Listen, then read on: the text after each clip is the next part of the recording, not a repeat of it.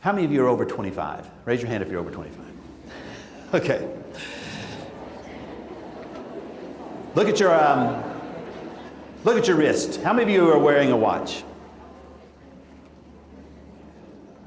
The world has changed. Only about half of us wear watches now. At one time, it was the way we would tell time. Now, what do you use to tell time? Cell phone. And the kids do too. And it's rare for that. If they wear a watch, it's a piece of jewelry, not a practical tool. Because it only does one operation to them. And they like multiple operations. That's why they use a cell phone to do it. They can add, subtract, call, text, write messages, email, all kinds of things. So the world has changed. If you're waiting for this to show pass, then you're waiting for the world to come back to a way that it shouldn't come back to. Think about best practices. If your physician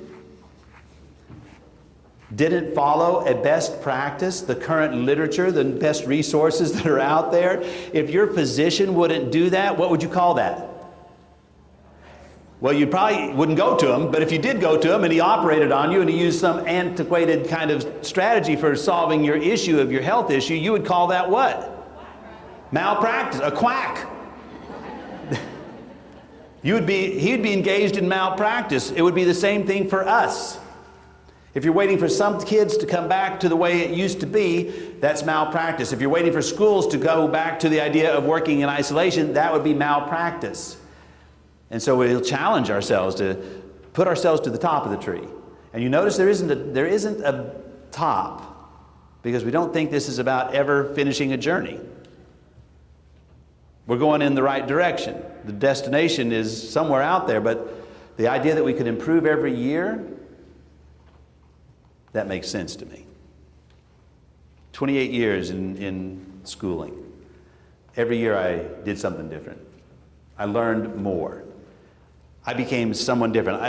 I actually feel sorry for the people that had me in my first year as a principal. You know what I mean? You ever had that feeling about those first kids you taught? You think, man, I know so much more now, right? First school that you led. Look, I agreed to this concept, and it helps me so much. It is the one that says, at any point in time, we're only doing what we know how to do. And to not be reflective of that, and to perhaps look at changing some of our practices, really puts us in malpractice mode, doesn't it?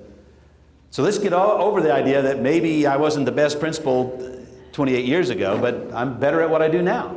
And maybe I could... How many of you remember your first year of teaching? Was it your best year? No. We continue to learn, and we're going to ask for us to learn together, collaborate. Our first essential question is simply this. Let's build the context, the case for why we would participate as a member of a collaborative culture. One that is focused on impacting your professional practices, okay? And I'm going to move down here to do that.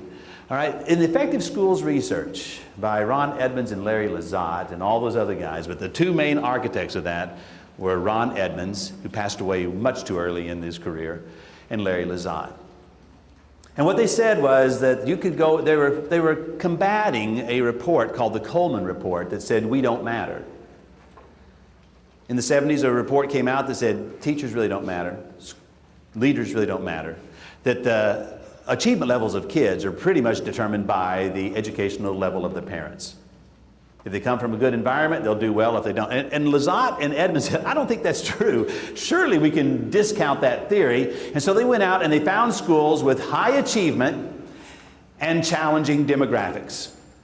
And they identified some correlates of those effective schools that you could take a look at, such as shared mission, vision, values, and goals.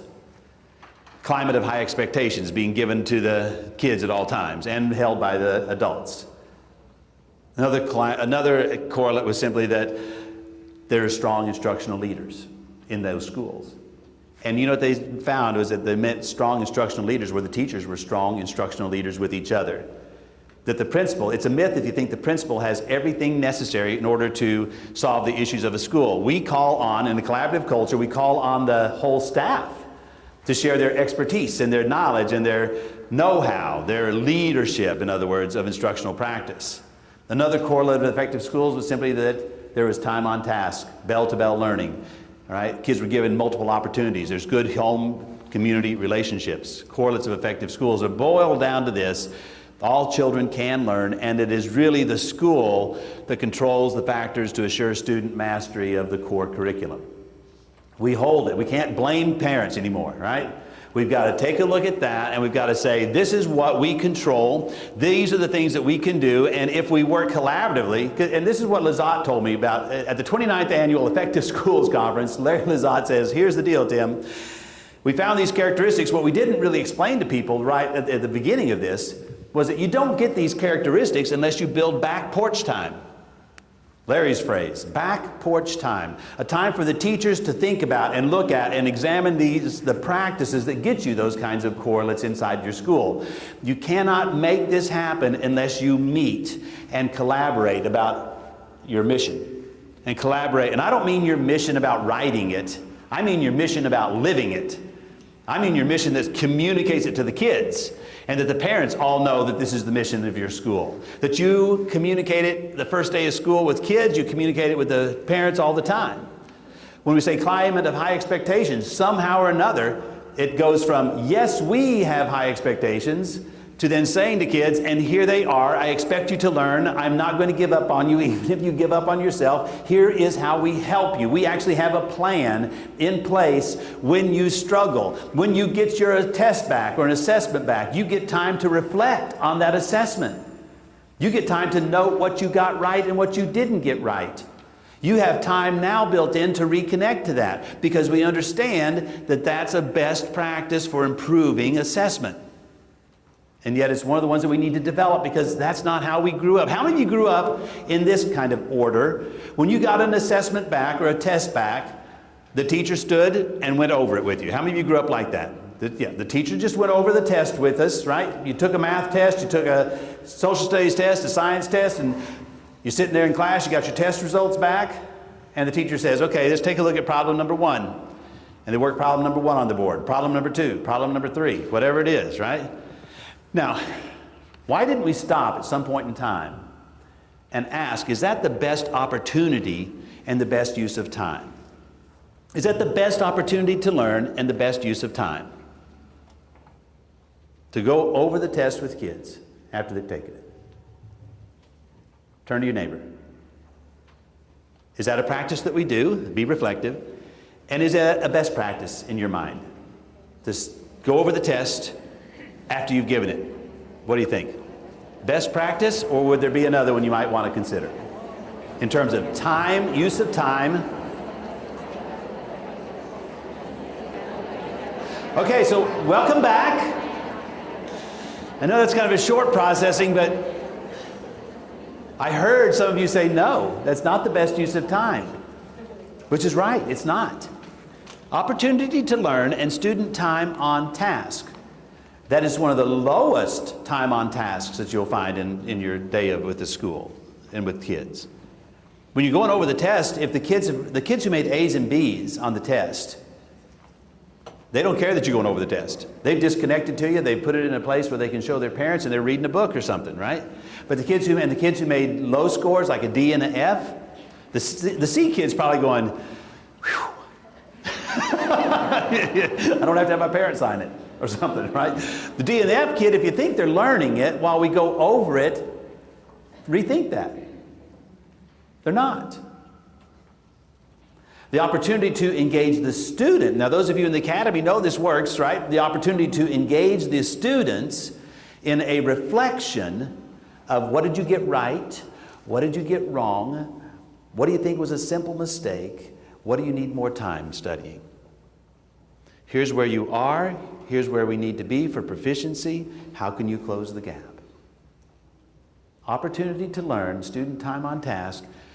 We would push that into our effort. Give the 7 minutes max required for kids to do that reflection when you give an assessment back.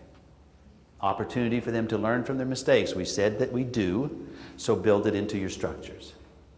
Examining our practices in the correlates of effective schools, as well as the professional learning community model, is something you would do continuously. And you would look at and share some ideas for that, all right? When kids struggle or they aren't motivated, you'd look at motivation research, right?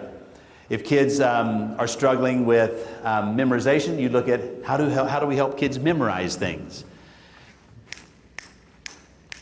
Sound, right? Rhythm, music, dance, movement. Kids can memorize that way. So you build that into your classroom, right? I mean, we're looking all the time at our practices for opportunity to learn, which doesn't mean opportunity to teach. It means opportunity for kids to really learn based on your strategies and varying those strategies if we need to. Why do we do this? Somebody said, "Where did you find my yearbook picture?" What happened to these kids? All right, let's just see why we would do and make sure that kindergarten is kindergarten and first grade is first grade, and we have to close gaps at all times. Okay, because across the United States there is a problem. May not be happening in your county, but across the United States there's a huge problem that we've got to start addressing, because here's what's happening. 30% are dropping out before their senior year.